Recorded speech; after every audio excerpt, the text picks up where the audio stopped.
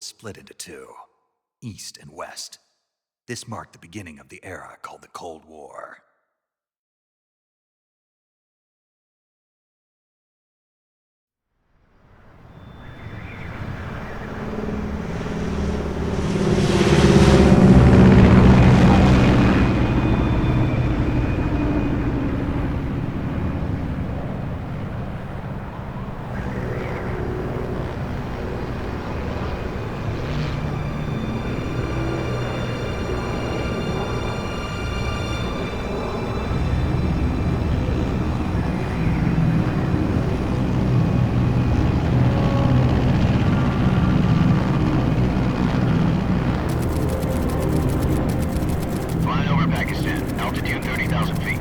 Approaching Soviet airspace. 20 minutes to drop off. Commencing internal depressurization. Equipment check. Arm main parachute. All right. You ready to go? Drop zone still showing a high pressure mass. Cav okay. Good. We've got high visibility.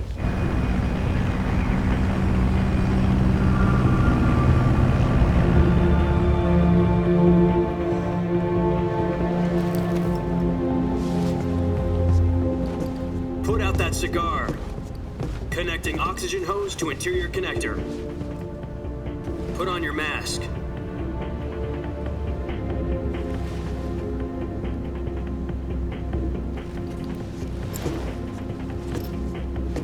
Does this panty waste know what he's doing? Approaching release point. 10 minutes to drop off. Hey, are you deaf? He said put out the cigar and put on your mask.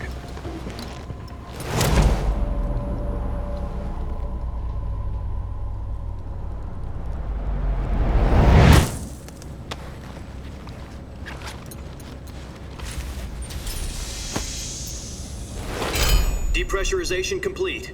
Checking oxygen supply. 6 minutes to drop off. Opening rear hatch.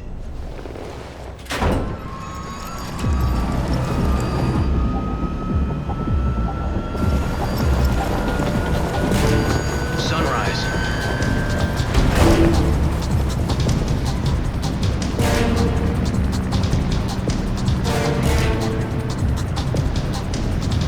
External temperature minus 46 degrees Celsius.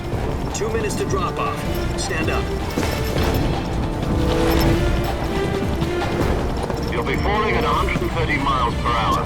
Try not to get frostbite from the wind chill. 1 minute to drop off. Move to the rear. Activate bailout bottle. This is one for the history books. The world's first halo jump. 10 seconds to drop off. Stand by. Status okay. All green. Prepare for drop off. Countdown. 5, 4, 3, 2, 1. Spread your wings And fly. God be with you.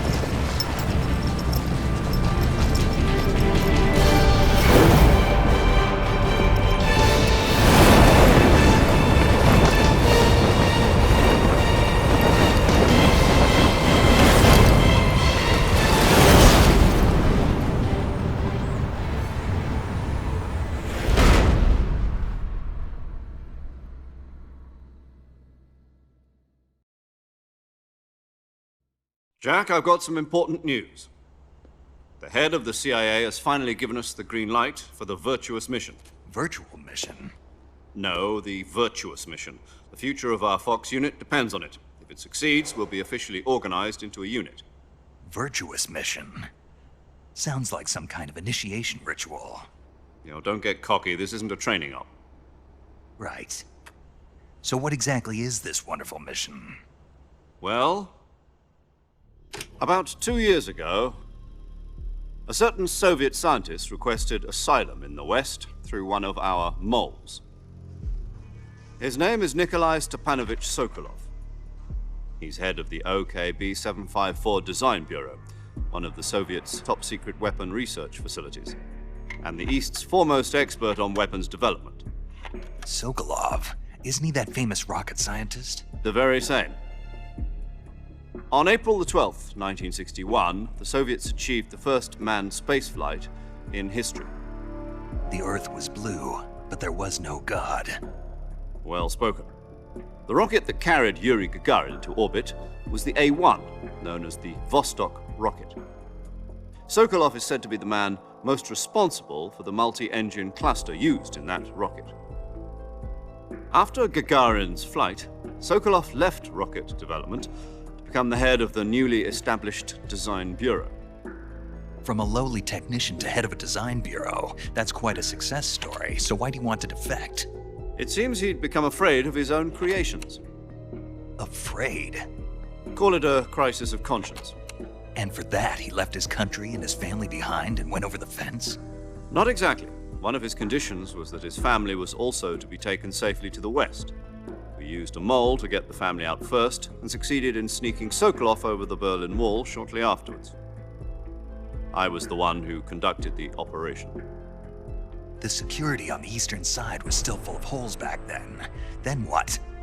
We got Sokolov over in one piece, but the whole ordeal had left him exhausted, and we checked him into a hospital in West Berlin. It took him 2 weeks and more than 600 miles to get from the research facility in the Soviet Union to Berlin. He was in no condition to say anything coherent. And it was only a week later that we had something much bigger on our hands. The Cuban Missile Crisis. October the 16th, 1962, President Kennedy received word that the Soviets were in the process of deploying intermediate-range ballistic missiles in Cuba. The President demanded that the Soviets dismantle and remove the missiles. At the same time, he announced a naval blockade to prevent further missile shipments from reaching Cuba. But the Soviets didn't back down, instead placing their armed forces on secondary alert. Soviet transport ships carrying missiles continued on course towards Cuba. US and Soviet forces went on alert for an all-out nuclear war. Frantic negotiations were conducted through the UN's Emergency Security Council and unofficial channels to end the hair-trigger standoff.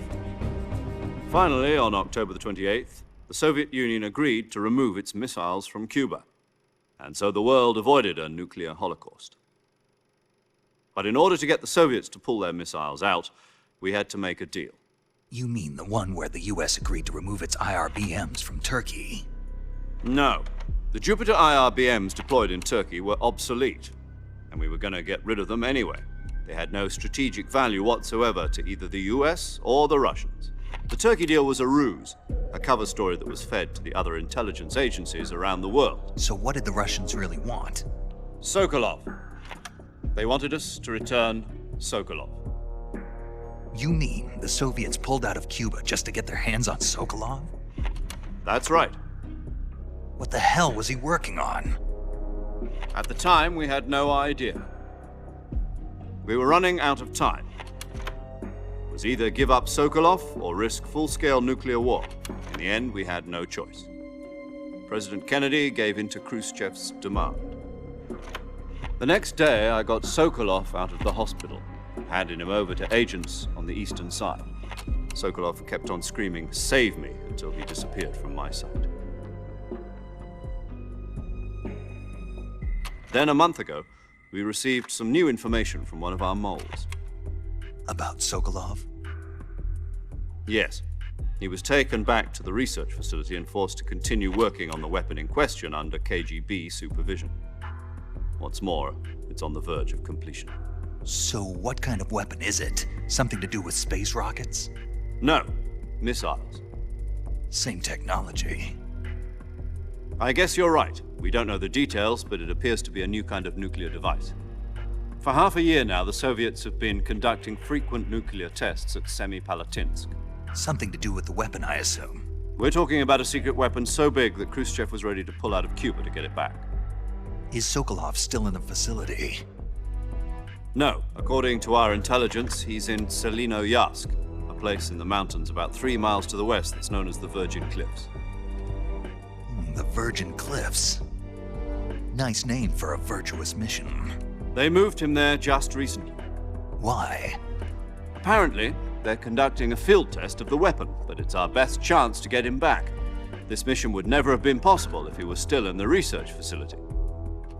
This is our last chance. Sokolov must have known that too when he contacted us.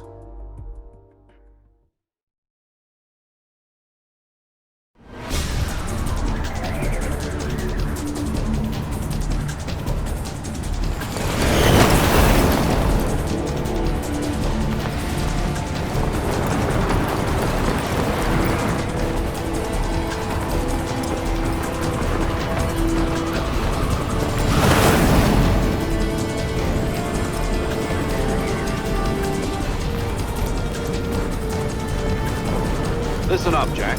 Your mission is to infiltrate Selino Yask in the Soviet mountains, ensure the safety of Sokolov, and bring him back to the West.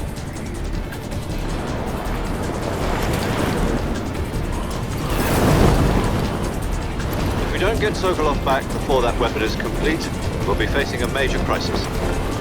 The clock is ticking.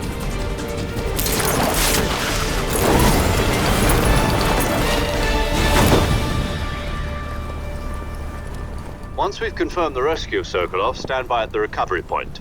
A recovery balloon will be dropped at that point. Helium will be pumped into the balloon to inflate it. The process takes about 20 minutes. Once it's complete, the gunship's arm will latch onto the balloon and pull it up. The Fulton surface-to-air recovery system. I'm familiar with the theory. Take it easy. It's been combat-proven. Do you think Sokolov is up to it? The shock will be less than during a parachute jump, and the arm can handle up to 500 pounds. So you're planning on going over the border in a single combat Talon?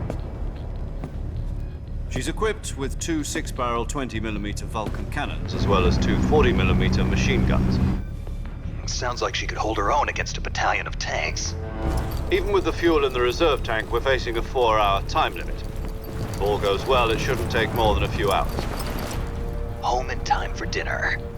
But if anything goes wrong, you'll be eating dinner, breakfast, and all the rest of your meals in the jungle.